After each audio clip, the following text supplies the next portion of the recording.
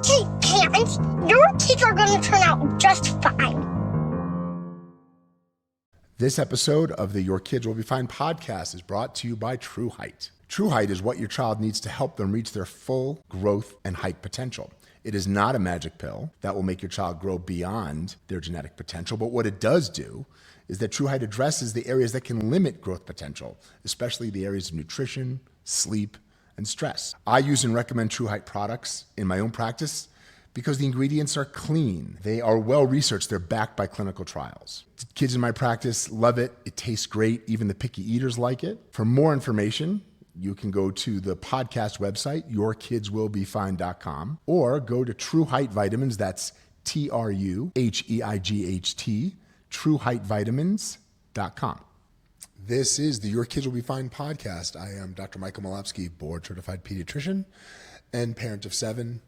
On Your Kids Will Be Fine, we talk about all of the overload of information that parents are often having to sort through today that generates usually an unnecessary amount of anxiety, and we're here to help you focus on what's important and what really you need to worry about when it comes to your kids' health. So let's get into it. Today we're talking about water safety and dry drowning. Now, for the first 15 years of my medical career, I practiced as a pediatric emergency pediatrician and a pediatric hospitalist. I unfortunately saw many horrible instances of pediatric drowning. Almost all the kids that I saw were between 1 and 4 years old. And in fact, when you look at the statistics around water safety, drowning still remains the leading cause of death by injury for children 1 to 4. About 1,000 kids a year. And adding to everyone's anxiety about water safety was this tidal wave of news stories around dry drowning. So the term dry drowning, what dry drowning is supposed to refer to, is some acute lung injury that is caused by aspiration of breathing a significant amount of water into the lungs that could develop over minutes to hours after exposure that leads to respiratory failure. The thing to remember about this is that this situation in a child who has some kind of event at the pool, usually what the calls I get are a child is being supervised and slips underwater and is quickly pulled up and has a sputtering, coughing event. A child who looks well at the scene, this is an exceedingly rare event in a child who looks well. A submersion injury in the absence of loss of consciousness at the scene, the risk of that is exceedingly low compared to the risk of death from actual real-time drowning. So your parents' focus should not necessarily be on dry drowning, but should be on the intensive supervision of children around water. The caveat to this is small children. So let's say kids under 3 and under, usually, may not be able to communicate what they're experiencing after a submersion injury. So after any kind of water scare, it makes sense for parents to watch your child. What are you watching for? You're watching for any change in their respiratory pattern, either fast or labored breathing. When I say labored breathing, I mean that it looks like their stomach and it sucks in after each breath and creates kind of a rocking motion that occurs when they breathing that is increasingly rapid, or there are changes in their mental state. They don't seem to be behaving or acting normally. In any of those usually it could be associated with cough too, but in any of those cases, parents should seek medical attention. These are for kids who are small and generally not verbal enough. But if your child is well appearing and there was no loss of consciousness at the scene, simply watching them for an hour, a little bit more than that at the pool or where you are, is plenty of time to know if there's going to be a problem.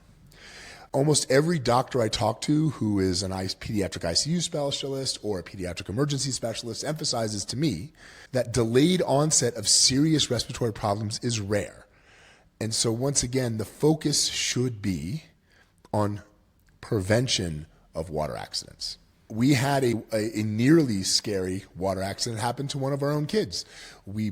Child was playing next to a 2-foot pond that was in our apartment complex. We turned our heads to have a conversation. We heard nothing. When we realized that we couldn't see our kid, we stood up and he was floating in ice cold water and not moving. We rushed to get him out. Thank God he was fine. We took him to seek medical attention because he seemed a little shocked from the cold. But the point is, in every drowning situation that I've been involved in as a medical professional in the ER, the story is almost always the same, that people turn their head just for a minute, and that's all it took for something devastating to happen. And contrary to what most people think, there's no sound. It's not something that you can hear. There's not going to be any call for help. Most of the time it's completely silent, which makes it even scarier. In terms of who is at risk, the most at risk for drowning is really for kids 1 to 4. Why? Toddlers are mobile, they're curious, they love exploring their environment, and they're typically unable to swim well. But remember, older kids and teenagers are all at risk for drowning, especially if not in kids, especially for teenagers, if alcohol is involved, because it impairs your physical skills. Where can drowning happen? As we learned, it can happen in a very shallow fountain or pond. A lot of the worst cases I've seen are at community pools, mostly because it's crowded and people lose track of their kid. Lifeguards cannot be relied on, although they're a valuable resource, but they cannot be relied on preventing your child from having something devastating happen at the pool. So parents have to be the primary first line of defense. But don't discount the fact that bathtubs, toilets, backyard play pools all can potentially have a drowning event in a kid who's young and isn't competent in the water. So intense supervision, water supervision, means that it is a hands-on type of situation. When you are supervising young kids in the water, you have to be in or next to the water and within arm's reach and visually engaged with the kid. There's no other substitute for that. Along with layers of protection, especially if you have your own backyard pool, fences, locked gates. But there has to be a specific adult who is in physical contact with the child in the water. There is a very, very big role for early swimming lessons. Teaching a child to flip over and float on their back in the water can be life-saving. At least in our community, there is no less than half a dozen places that specialize in teaching young kids to be competent and safe in the water, enough to prevent a serious drowning event. So it's critical to teach small children water skills wherever that's available. When you're at a crowded pool or a crowded water space, there has to be someone designated to be watching the kids. It can't be just a group experience. If everybody's doing it, nobody's doing it. And once again, layers of protection, in the end, provide the best prevention against a potentially devastating water event. So, is dry drowning a thing? Yes, theoretically it is a thing. Practically speaking, in a well-appearing child who had a brief water event and is acting fine, the risk or chance of that being anything to do with dry drowning or a concern is exceedingly small. The energy that parents should put into water safety has more to do with prevention. And children 1 to 4, by far, the most vulnerable and require the most supervision. So I hope this helps. I hope this alleviates some summertime anxiety. I know that we get dozens of calls a week just in my office around this question because it's become such a big issue, especially online, that generates, I believe, probably more anxiety than it needs to. So I hope everyone has a healthy and safe summer and a happy kickoff to the swimming pool season here this Memorial Day. It's beautiful weather here in Denver, Colorado. Once again, you can find Your Kids Will Be Fine podcast on all podcast platforms, Apple, Spotify, or anywhere you get your podcasts. Don't forget to go to yourkidswillbefine.com where all the episodes can be downloaded.